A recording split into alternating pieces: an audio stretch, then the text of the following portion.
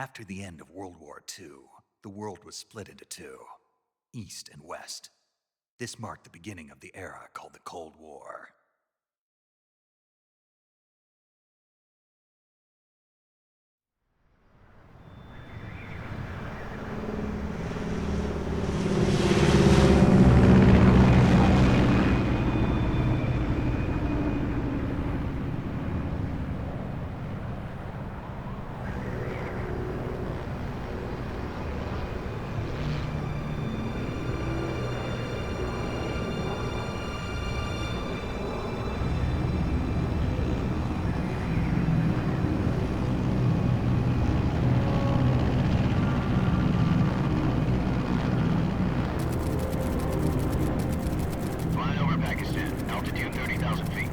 Approaching Soviet airspace. 20 minutes to drop off. Commencing internal depressurization. Equipment check. Arm main parachute. All right. You ready to go? Drop zone still showing a high pressure mass. Cav okay. Good. We've got high visibility.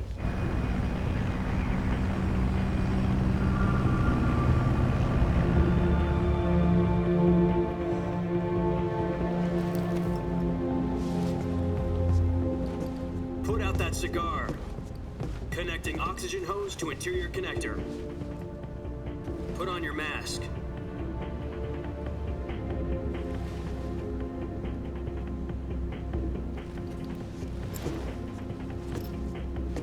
Does this panty waste know what he's doing? Approaching release point. 10 minutes to drop off. Hey, are you deaf? He said put out the cigar and put on your mask.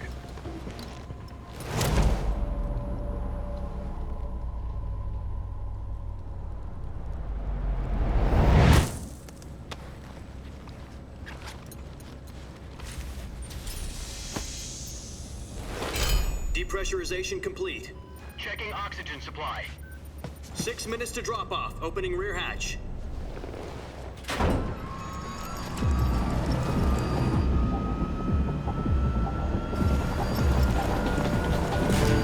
Sunrise.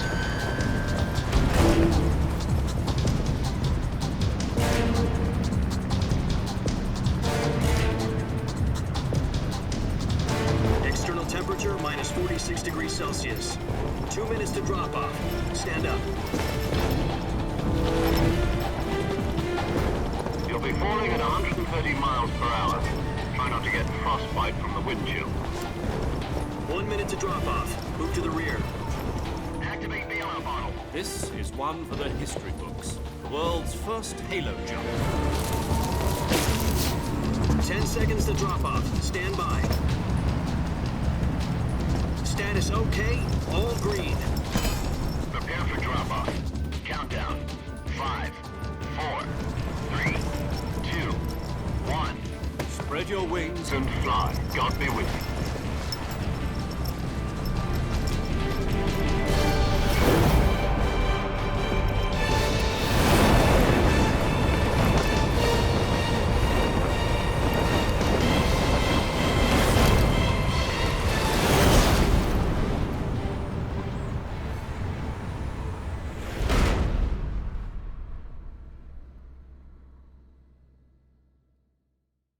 Jack, I've got some important news. The head of the CIA has finally given us the green light for the virtuous mission. Virtual mission? No, the virtuous mission.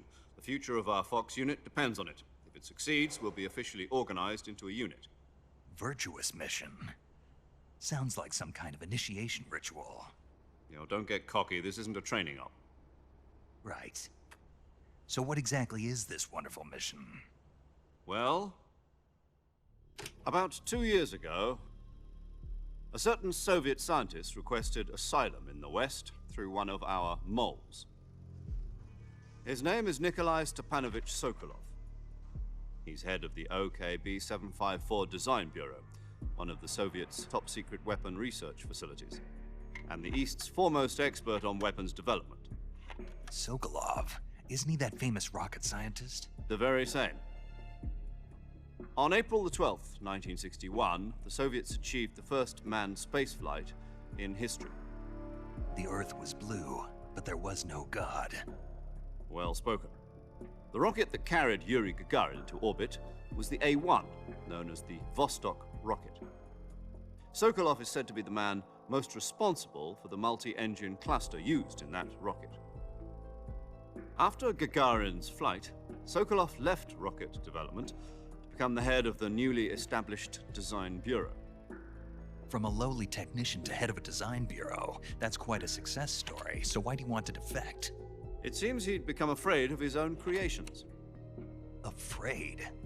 Call it a crisis of conscience. And for that, he left his country and his family behind and went over the fence? Not exactly. One of his conditions was that his family was also to be taken safely to the west. We used a mole to get the family out first and succeeded in sneaking Sokolov over the Berlin Wall shortly afterwards. I was the one who conducted the operation. The security on the eastern side was still full of holes back then. Then what? We got Sokolov over in one piece, but the whole ordeal had left him exhausted, and we checked him into a hospital in West Berlin. It took him 2 weeks and more than 600 miles to get from the research facility in the Soviet Union to Berlin. He was in no condition to say anything coherent. And it was only a week later that we had something much bigger on our hands. The Cuban Missile Crisis. October the 16th, 1962, President Kennedy received word that the Soviets were in the process of deploying intermediate-range ballistic missiles in Cuba. The President demanded that the Soviets dismantle and remove the missiles. At the same time, he announced a naval blockade to prevent further missile shipments from reaching Cuba. But the Soviets didn't back down, instead placing their armed forces on secondary alert. Soviet transport ships carrying missiles continued on course towards Cuba. US and Soviet forces went on alert for an all-out nuclear war. Frantic negotiations were conducted through the UN's Emergency Security Council and unofficial channels to end the hair-trigger standoff. Finally, on October the 28th, the Soviet Union agreed to remove its missiles from Cuba, and so the world avoided a nuclear holocaust. But in order to get the Soviets to pull their missiles out, we had to make a deal. You mean the one where the US agreed to remove its IRBMs from Turkey? No. The Jupiter IRBMs deployed in Turkey were obsolete, and we were going to get rid of them anyway. They had no strategic value whatsoever to either the US or the Russians. The Turkey deal was a ruse, a cover story that was fed to the other intelligence agencies around the world. So what did the Russians really want? Sokolov. They wanted us to return Sokolov.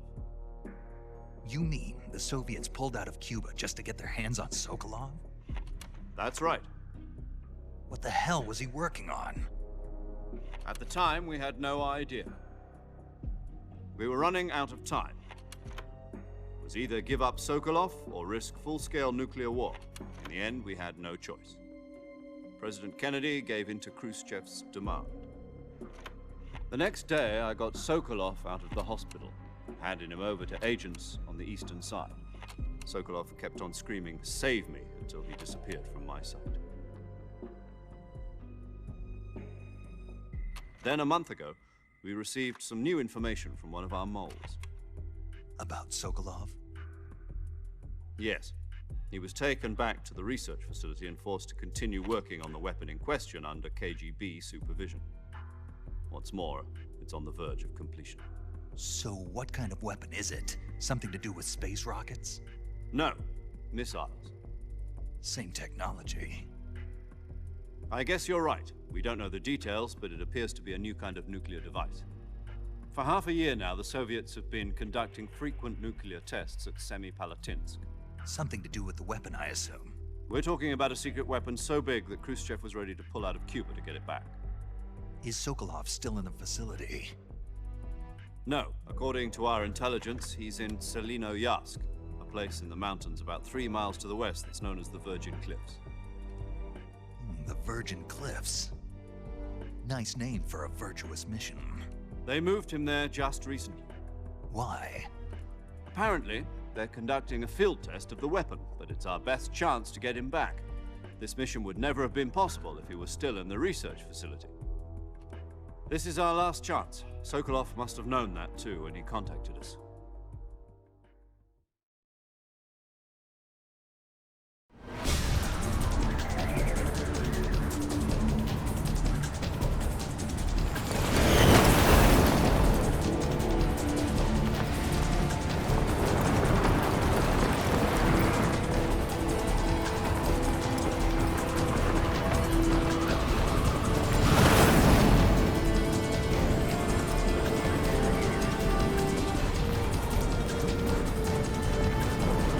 Listen up, Jack. Your mission is to infiltrate Selino-Yarsk in the Soviet mountains, ensure the safety of Sokolov, and bring him back to the west.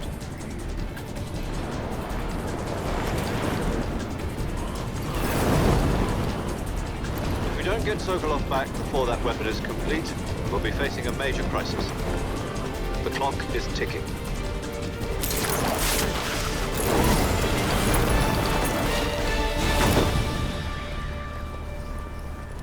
Once we've confirmed the rescue of Sokolov, stand by at the recovery point.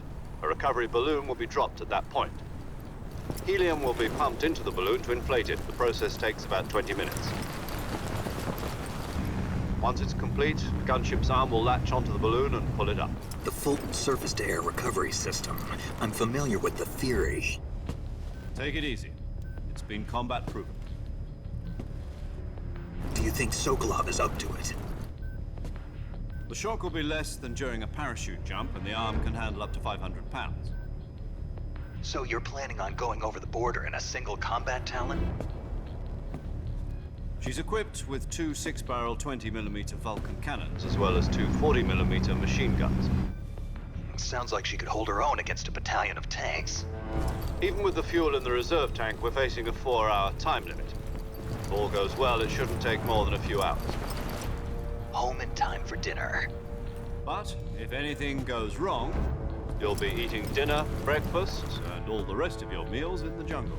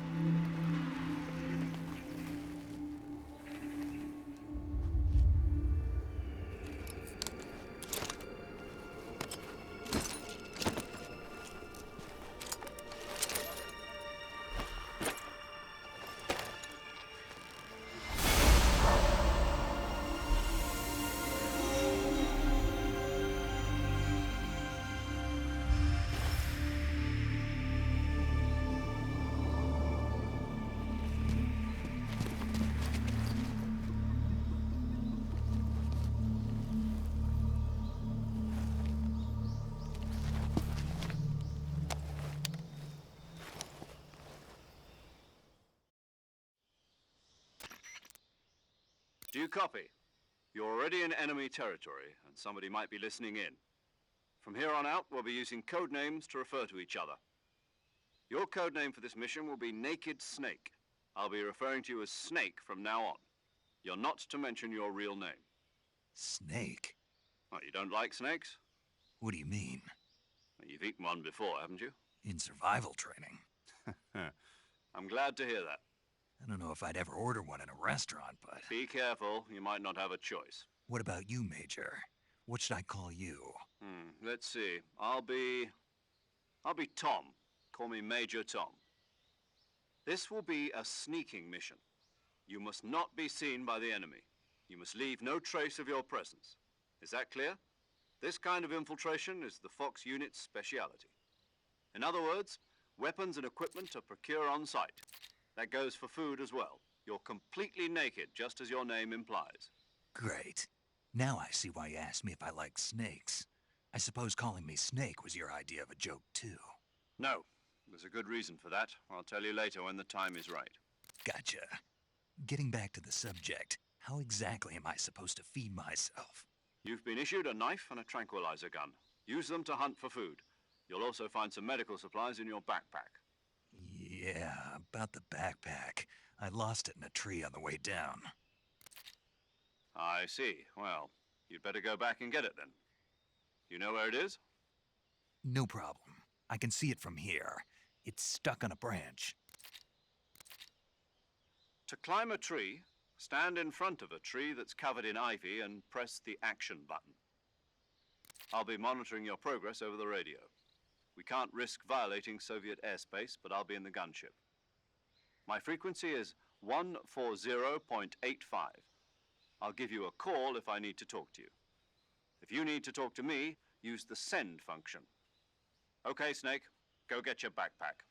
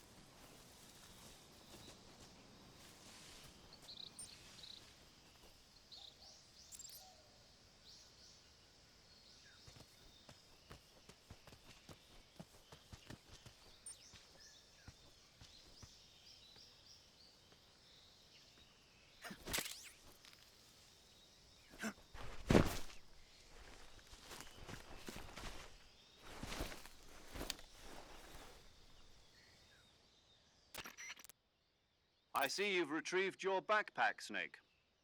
To equip a weapon, it's necessary to take it out of your backpack. In the survival viewer, choose Weapon from the backpack. Your available weapons will be displayed in a list on the screen. From that list, choose the weapon you want to equip and press the Enter button. For other equipped items, just do the same thing from Item. Got it. Use the survival viewer backpack. Yep, that's right. Survival is fundamental to this mission. After you've been out in the field for a while, your stamina will start to drop. If your stamina gets too low, it'll affect your performance. You won't be able to shoot accurately, for example, and your wounds won't heal as smoothly. Keep an eye on your stamina so you don't run out. To recover lost stamina, you can hunt for local flora and fauna. You can use either your tranquilizer gun or your knife to hunt. My only weapon is a Mark 22 Hush Puppy tranquilizer gun? That's right. It's been fitted with its own suppressor. However, the suppressor will deteriorate every time you fire. Once its durability reaches 0, the noise suppression effect will be gone. So don't get too trigger happy with it. The suppressor's durability is shown in the icon. Any weapons and equipment beyond what you're carrying now, you'll have to find as you go. I have to find my own weapons and equipment? Whose crazy idea was this anyway? Solo covert actions are standard Fox operating procedure. You can't leave any traces of your presence.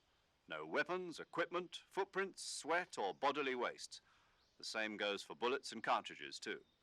Your presence in enemy territory is already a violation of international conventions of warfare. There aren't supposed to be any American soldiers in Russia. It could spark an international incident. You can't let anyone see you. You can't let the enemy know you're there. This is a stealth mission. You're a ghost, Snake, in every sense of the word. And there'll be no rescue if you're captured. The military and US government will deny any involvement in the affair. Then I'll just have to take care of myself, huh? I'm afraid so. You've been given a fake death pill for that purpose. SIS guidelines stipulate that soldiers on covert ops like this one be issued a potassium cyanide capsule. Tape it to your body so you can take it when you need to. How generous of you. Use it if you're taken prisoner by the enemy. It'll send you into a state of false death for a short time. Fooling them into thinking that I'm really dead. So how do I come back to life? Just take the revival pill. You mean that thing they put in my tooth before the mission? That's the one. But be careful. If you remain in a state of false death for too long, nothing will be able to bring you back. Remember that. I'll keep it in mind. You said this was a solo mission, right? Right. I guess that means I can't count on any reinforcements. Correct. The mission rests entirely in your hands. A real one-man army. Relax. There's a support team ready to back you up over the radio. Who? I'll introduce them to you. This time, survival is of utmost importance. The first member of the support team will be in charge of monitoring your physical condition, acting as a medic, so to speak, as well as recording your mission data. She's a member of Fox as well, and she's here on the gunship with me. She. Hello, Snake. I'm paramedic. Nice to meet you. Paramedic. As in a medic who comes in by parachute. Aren't you going to tell me your real name? Are you going to tell me yours, Mr. Snake? My name, huh? It's John Doe. And they call you Jack for short. You're a regular Captain Nemo. A name means nothing on the battlefield. After a week, no one has a name. What's your name? Jane Doe. Very funny. I wasn't joking, but I'll tell you my name only if you manage to make it back alive. My frequency is 145.73. She's also in charge of recording your mission data. Whenever you want to save, send a message over the reserved save frequency, 140.96. So saving lets me record my mission data. That's right. It also records the state of your health. Good to know. There's one more person I want to introduce you to, Snake. Huh? Speaking of snakes, you remember the boss, don't you? A legendary soldier and your mentor. Actually, it was the boss that got the DCI's authorization in the first place. She's going to be serving as Fox's mission advisor. The boss is? She also helped me plan this mission. She and I were at SAS together. Jack, is that you? How many years has it been? Boss? That's right. It's me. Talk to me. Let me hear your voice. It's been 5 years, 72 days, and 18 hours. You've lost weight. You can tell just by the sound of my voice. Of course I can. I know all about you. Really? Well, I don't know anything about you. What's that supposed to mean? Why'd you disappear on me all of a sudden? I was on a top secret mission.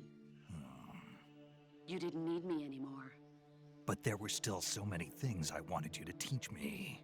No, I taught you everything you needed to know about fighting techniques. I taught you all I could. The rest you needed to learn on your own.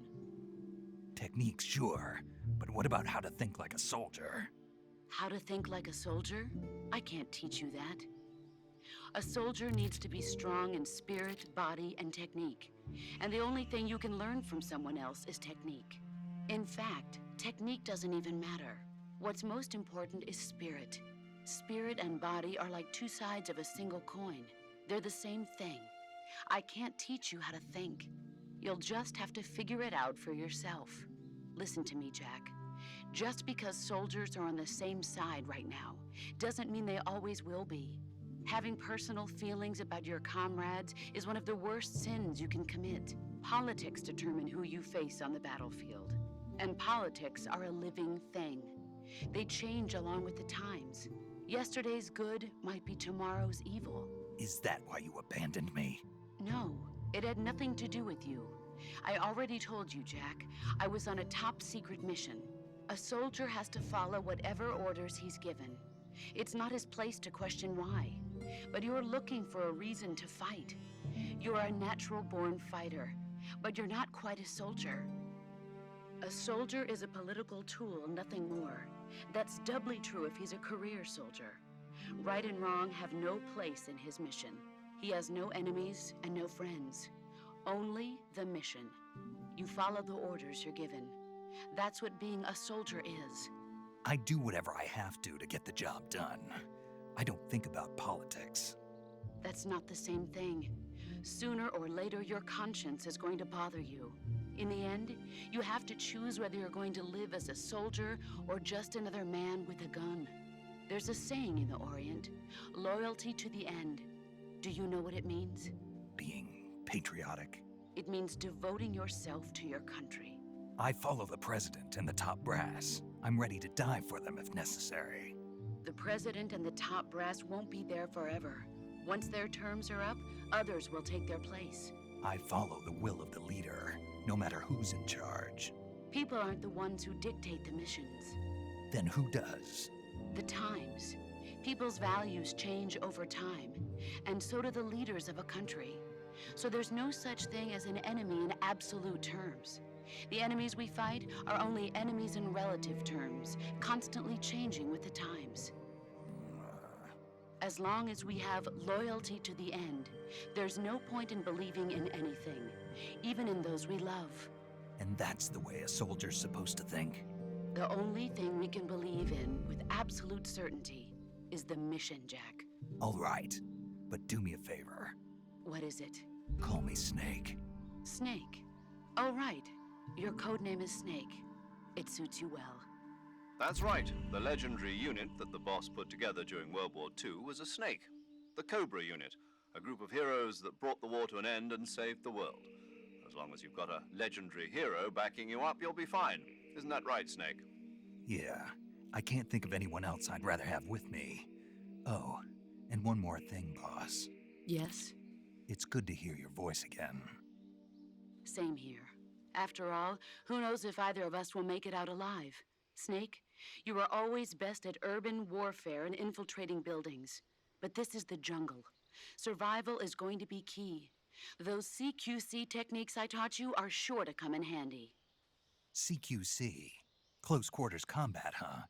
I've been in the Green Berets for the past few years. I'm probably pretty rusty.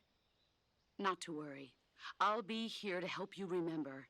After all, this is your first actual survival mission. I'll be supporting you over the radio. Where are you, boss? Next to the Major? The boss is communicating with us by radio from aboard a Permit-class submarine in the Arctic Ocean. My frequency is 141.80. Call me if you need my advice on battle techniques. Gotcha. Your mission is to retrieve Dr. Sokolov. Dr. Sokolov is being held in an abandoned factory located to the north of your current position. Avoid heavy combat and don't let anyone see you. Don't forget that this is a stealth mission. Snake, try to remember some of the basics of CQC.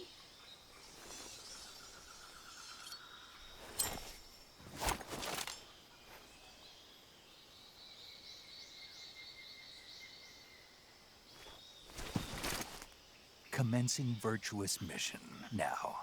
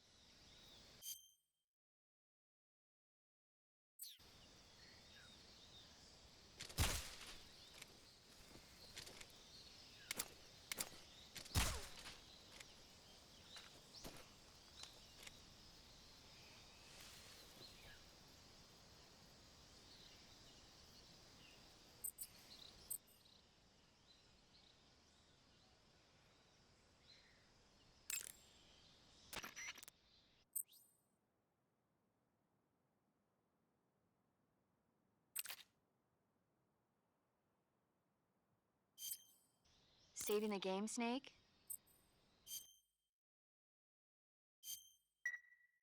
Hey, Snake, you ever heard of Godzilla, King of Monsters? No, what is it? It's a movie. You haven't seen it? Nope. It's about this monster called Godzilla, who grows to an enormous size in a nuclear test and goes on a rampage in Tokyo. Nuclear test, huh? Then the Marshall Islands must be crawling with giant monsters right about now. It's just make-believe. Maybe that's why my pants have been so tight lately. Snake, it's a movie, not a report out of Los Alamos. I know. So then what happened? Godzilla is immune to all weapons, and humanity has no way to stop the monster.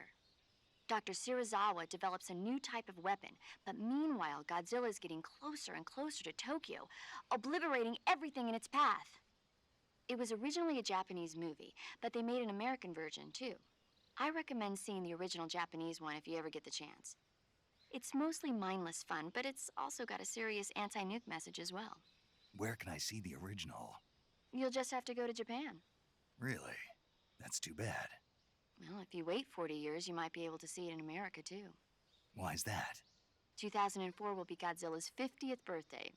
You think they're still going to be making Godzilla movies then? Of course! Everybody loves Godzilla. You sure know a lot about movies. I don't suppose you're the movie-watching type, are you? Not really. Okay, then I'll tell you everything I know. When the going gets tough, movies can save your life. It's always good to be able to look at things from a different perspective when you get in a jam. That's the magic of movies. No kidding. Well, I guess it might at least make a nice distraction. That's the spirit, Snake. Have a little fun.